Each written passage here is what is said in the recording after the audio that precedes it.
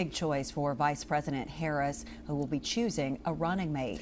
A CBS News source has named Governor Andy Beshear and 11 others as people being vetted. Today, the governor faced reporters during his Team Kentucky briefing amid all the speculation. WKYT's Jessica Umbro is in Frankfort now with the details. I think we're desperate to make sure that our next president is somebody that you can sit your kids in front of the TV and they can watch it without worrying about what that person might say.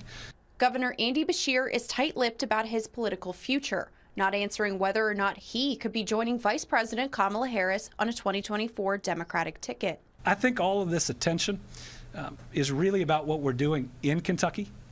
You travel around Kentucky right now and you see a state where the temperature is turned down. I had the opportunity to ask Governor Beshear why he is the person to be making the case for Vice President Kamala Harris in her ability to lead this country. Hear what he had to say. We've had an ability here in Kentucky to cross the aisle. It's about talking to people and not talking at them.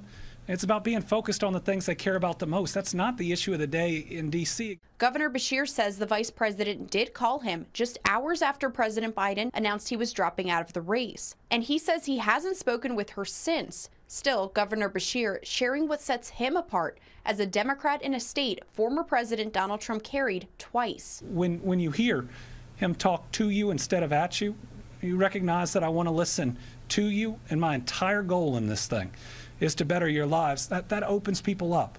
That allows them to maybe think differently or even potentially vote differently. In Frankfort, Jessica Umbro, WKYT.